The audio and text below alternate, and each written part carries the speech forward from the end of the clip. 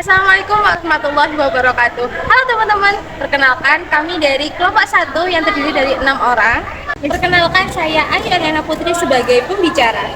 Perkenalkan, saya Tias Rahayu, saya sebagai pembicara 2. Saya Denis Aliska sebagai pembicara 3.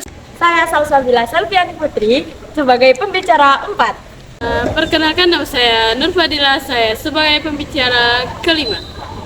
Saya Muhammad Elvia, saya sebagai kameramen. Video kita kali ini akan membahas mengenai perjalanan seorang Bapak Ahmad Salim yang dari seorang mustahik menjadi seorang donatur YDSF. Lalu bagaimana sih latar belakang beliau ini? Mari kita dengarkan langsung dari Bapak Ahmad Salim. Bismillahirrahmanirrahim. Assalamualaikum warahmatullahi wabarakatuh. Hamdan wa syukran lillah amma ba'd. Perkenalkan, nama saya Ahmad Salim, domisili Dusun Gedong Beluk, Desa Keripan Sari, Kecamatan Pacet, Kabupaten Mojokerto.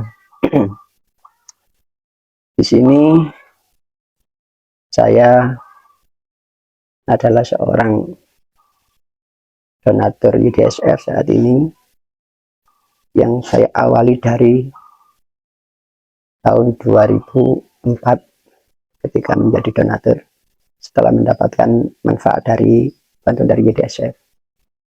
Dan alhamdulillah kegiatan saat ini saya tetap aktif. Ini bukti masih ada yang belum tersampaikan, majalah yang belum saya edar karena kendala waktu, dan membagi waktu memang ada kegiatan yang di rumah itu. Dan untuk saat ini pula juga saya banyak membantu orang lain melalui pendidikan dan juga sebagai jembatan pengajuan bantuan kepada YDSF Surabaya. Itu kegiatan saya sendiri, saya aktif di rumah karena ada yang dirawat ibu saya, itu juga nggak bisa jauh-jauh kalau bepergian. Ya seperti itu sementara. Apa aja sih bantuan yang diterima oleh Bapak Ahmad Salim? Saya dulu pernah dibantu dari YDSF. Ada beberapa bantuan memang karena kami sering mengajukan. Di saat itu memang kami sangat-sangat membutuhkan. Ketika saya ada sakit opname, itu dikasih bantuannya berupa yaitu uang. Kasih bantuan uang untuk dimanfaatkan keluarga karena saya tidak bisa menafkahinya. Yang kedua, saya pernah mengajukan untuk beasiswa Pena Bangsa waktu itu beberapa tahun untuk anak saya yang kedua, karena di situ sangat membutuhkan pembayaran dari sekolahnya. Kami kan tidak mampu, kami hanya bisa membantu YDSF lewat relawan itu. Di situ sangat bermanfaat sekali, sampai bisa dari jenjang SD sampai SMP sampai MTS-nya tidak, MTS-nya sudah nggak dibantu ketika itu, dan alhamdulillah saat ini sudah tetap berlanjut kepada pendidikan S1. Bagi saya sangat bermanfaat sekali, juga kepada YDSF saya sangat berterima kasih atas bantuannya dari beberapa tahun yang lalu sampai sekarang, dan sampai saat ini pun ketika saya membutuhkan untuk kepentingan, alhamdulillah masih dibantu sampai saat ini. Alhamdulillah untuk menyupport kegiatan belajar anak saya, sangat-sangat bermanfaat bantuannya. Nah, bagaimana sih perubahan yang dirasakan oleh Bapak Salim setelah menerima bantuan tersebut? Setelah kami menerima bantuan, otomatis saya merasakan sangat senang dan sangat bermanfaat, karena apa yang saya ajukan itu memang yang saya butuhkan. Sangat senang sekali, minimal itu sudah meringankan beban hidup saya, menjadi menjadi tambahan untuk kehidupan ketika kami tidak bisa bekerja waktu itu karena memang sakit gitu ya, opname, nggak bisa bekerja dan lain-lain. Dengan adanya bantuan tersebut, alhamdulillah sangat bermanfaat, bisa bertahan sampai beberapa bulan, walaupun itu pun tidak besar bantuannya, tapi bagi saya itu sangat besar. Karena apa? Sebagian orang atau saudara ada yang peduli, tapi sebagian tidak. Nah, di sini YDSF sangat peduli dengan atas dasar pengajuan saya. yayasan sangat peduli dan membantu. Apa aja sih tantangan yang dihadapin Bapak Solim setelah menerima bantuan tersebut?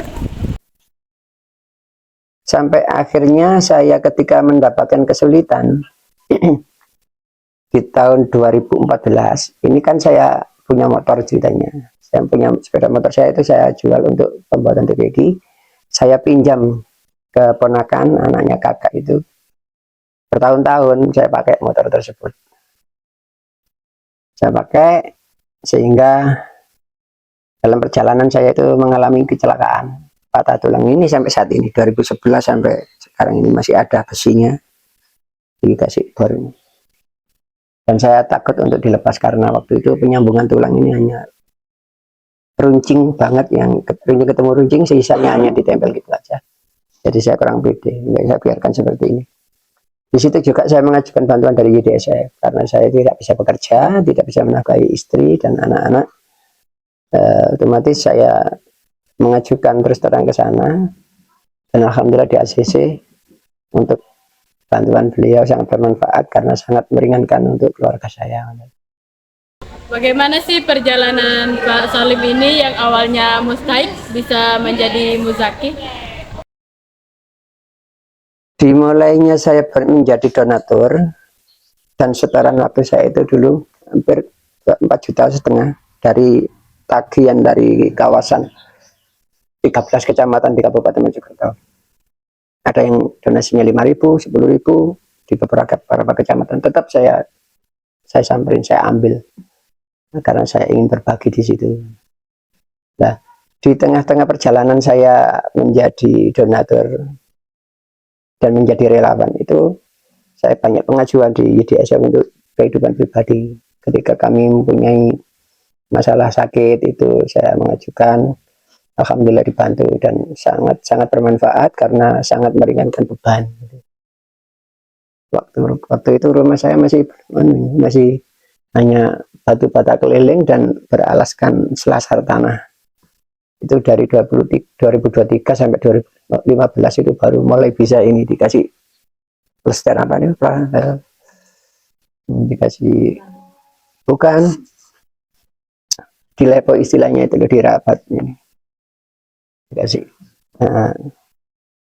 Baru itu 15 tahun di situ. Ya saya hidup apa adanya dan ya nggak ada apa-apa sama sekali. Nah, dibalik kemudahan saya berbagi tenaga untuk beramal ke YDSF itu, Allah juga memberikan kemudahan kehidupan saya.